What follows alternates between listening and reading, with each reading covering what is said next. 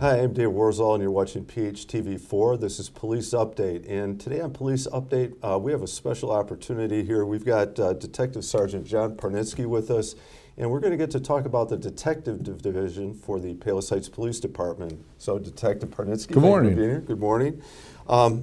And I'm really curious, and this is going to be embarrassing, I guess. Well, maybe not. Like, I watch all those shows on TV and HBO and the police shows and the detective shows. I love them. I'm hoping you're not going to burst too many bubbles here.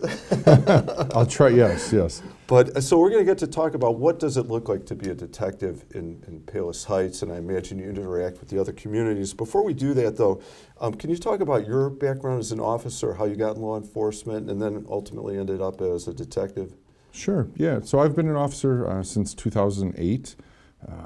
I got into law enforcement. I had 3 uncles that were Chicago police officers, and I just saw what they did, and I had a passion to kind of follow in their footsteps. In the blood, it sounds like. Yeah, it's not an uncommon story for it to follow other people. So, I began in 2008. I've kind of worked in the patrol division. I spent many years doing that, and I really enjoyed it. Got really good with DUIs and traffic enforcement, and became like a crash reconstructionist, which is it's a special set of skills, and you go to school for it, and I did that. Sounds like a step towards being a detective. Yeah, so what it was, and I was very comfortable in that, and I never thought that I wanted to be a detective, and then the spot opened up, and I'm always looking for like that next challenge or to do something I've never done before. And once I became a detective, it's been about 6 years now, and I can't think of anything else. It's really like a calling for me. It's a good thing. Well, that's great that you found that. Congratulations to find that calling. It's sure. A special opportunity.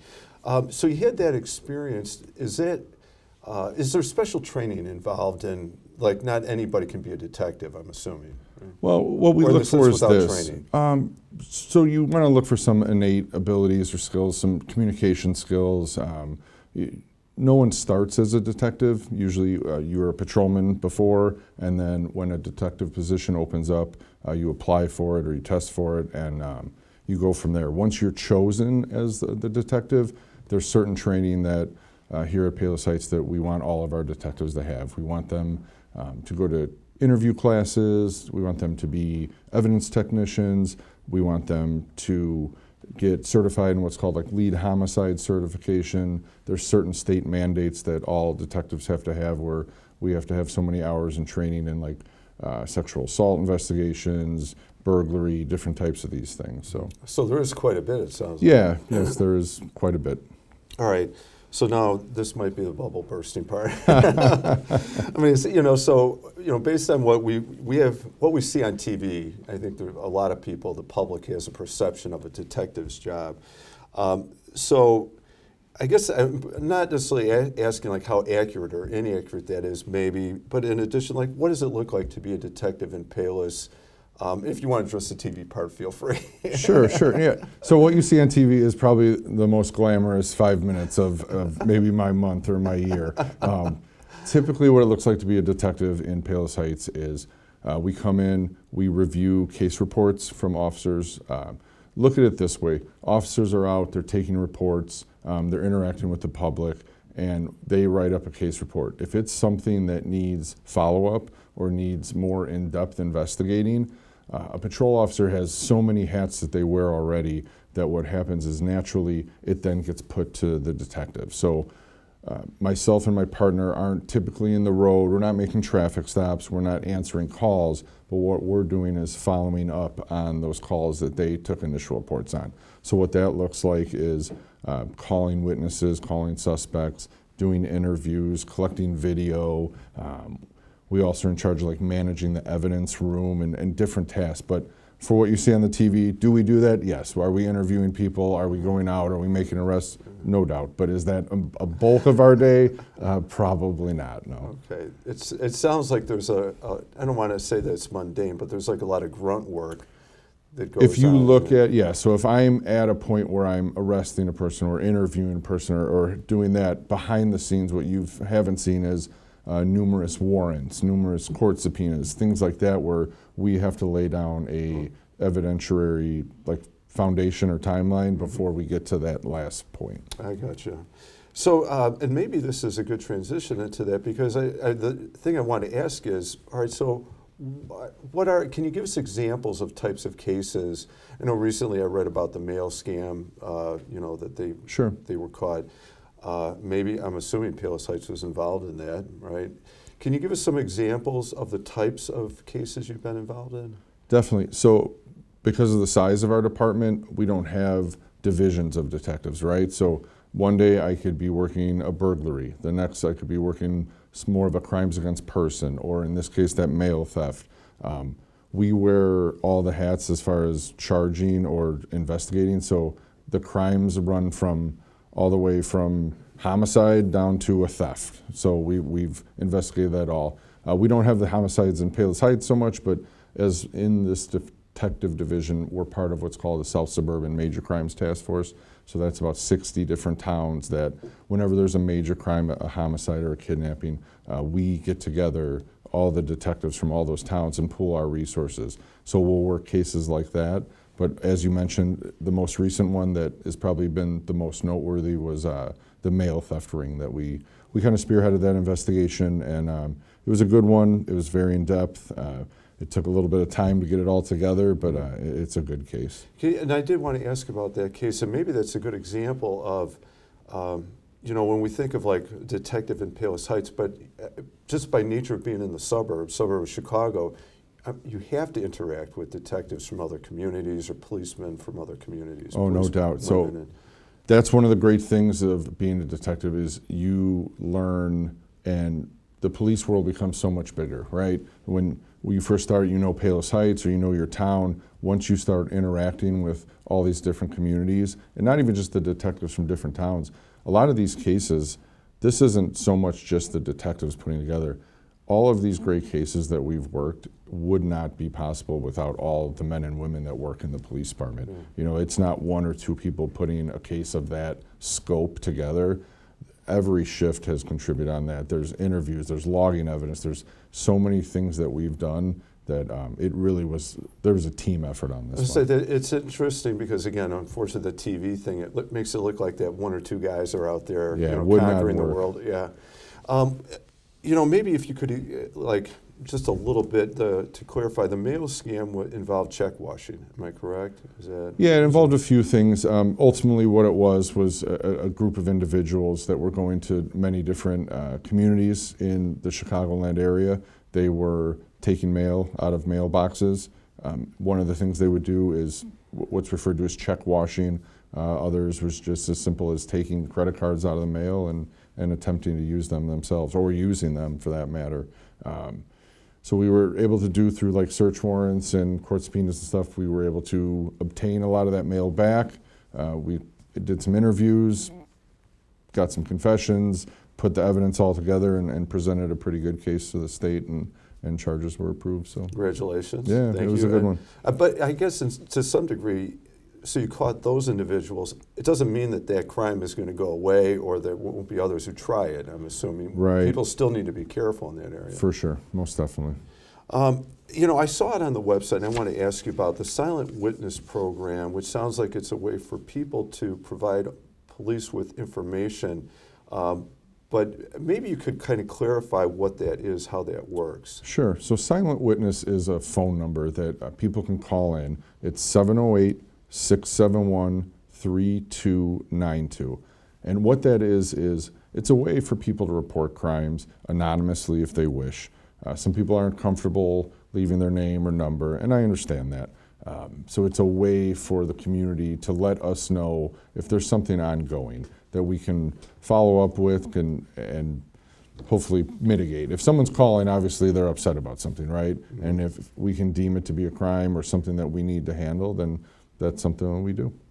So, but I guess there probably is a downside to this, because if they do it anonymously, does that create a different problem? Sure. The courts consistently have found that it is more substantial for someone, or more credible, if someone leaves their name and their phone number and their identity, because then it's deemed that that's more that's a tip that can be verified, right? So if it is something that's come through an anonymous tip line, it would just mean that we would have to build a little bit more around it. Okay. Yes, but you are correct. So, I mean, the good thing is, if people want to do the anonymous tip, yes, do it, please. Sure. But if possible, the contact information, identify who they are, would be important. Most definitely. We've done that, yes. Okay. I do want to maybe step away from the tech. You know, I'd like to ask you what you like best about your job. Maybe we can circle back to that. But and maybe this thing is part of it.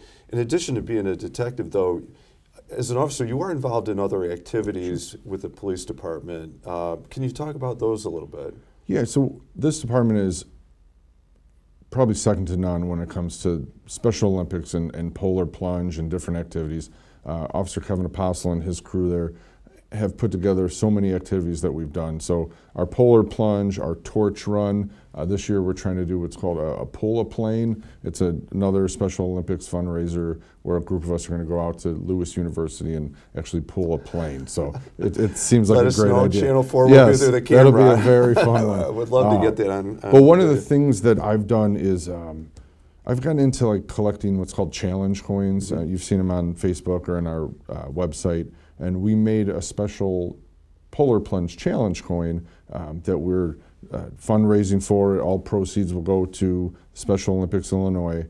We actually have one here in studio. But yeah, so when we're not always just doing police work, we're not always just investigating police, we are like a family here at the police department, and the Special Olympics is something that's very important to us. So yeah, we're out doing polar plunge, doing these Special Olympics runs, the torch run, different events. You'll see us in town doing Cop on Top, so it's good to give back like that. Good. Well, I thank you. I mean, on top of your service, that you're working in so many other areas to assist people or assist the community. Sure. No, sure. That's wonderful.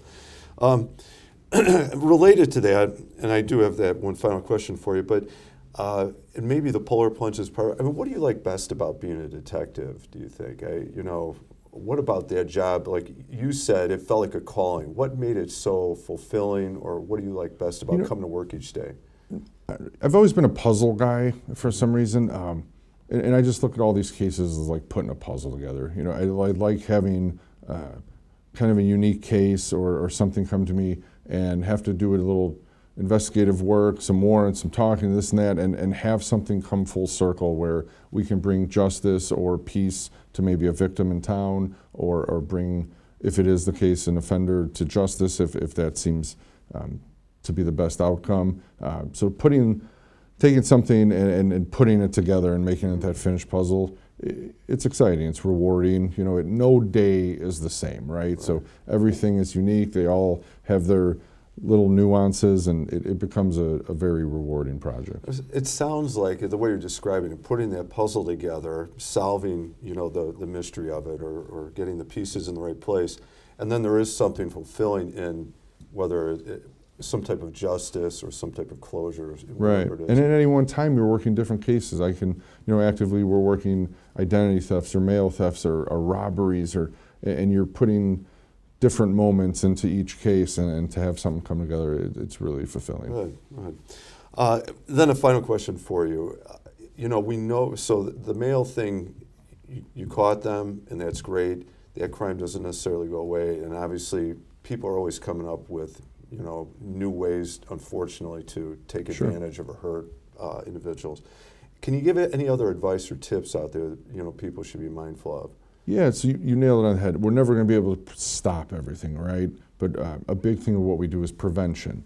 So we haven't had a lot of them recently, but what always seems to rear its head is things like thefts from motor vehicles, so this is something where I would always say, lock your car doors. Don't have valuables in sight. Seems kind of silly. You have to give advice, but obviously it's a problem. Everyone's busy, and I'm no different. You have a moment where you're doing a million things and you forget, and it's as simple as that. So something as simple as locking your car doors, not having valuables in sight. We had a recent thing where we've had 1 or 2 residential burglaries where the basis was literally just in the winter months, when people come home from work, there's a time when their lights aren't on and there's no lights on inside. So there's a special group where they're looking for just homes that don't have lights on inside or lights on outside, and it's dusk, and they say, hey, these people aren't home yet, and this is an opportune time to go in there. So something as simple as thinking like, leave an outside light on, leave an out, like in my home, I leave a radio going, or leave a light on inside so it appears that someone's home. With those checks cases, this is a great opportunity to say, there are many banking institutions now where the times where you have to actually mail checks is very limited now. Most of our institutions have the ability where you can add payees online or stuff. Anytime you're mailing a check, it leaves you vulnerable to someone intercepting that along the way and washing it, like you said. So what I would recommend is any way you can to prevent mailing checks. That would be something I would say. Phone scams, they never go away. So none of these, we're not reinventing the wheel here.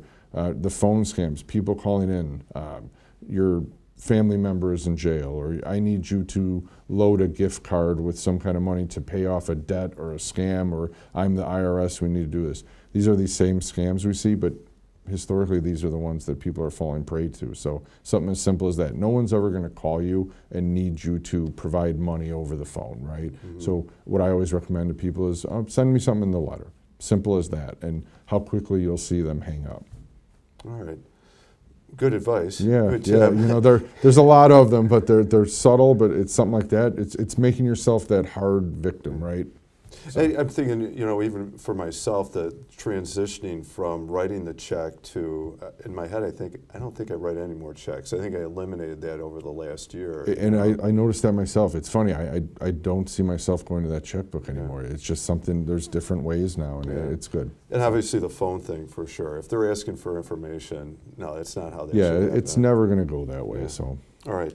Well, Detective Parnitzke, thank you very much. Yeah. I really appreciate I enjoy hearing about your job, and especially appreciate your service and the tips to the community. Yeah, and what I recommend is if anyone has anything or needs anything or follow-up from us, give us a call. We're always available. You're never bothering us. If you think something's going on, call us. All right. Thank you. All right. Yeah, thank you for coming in this morning. Thank you. I'm Dave Warzone. You've been watching PHTV4 Police Update, and today we've been talking with Detective Sergeant John Parnitzke from the Palos Heights Police Department. Thank you for watching.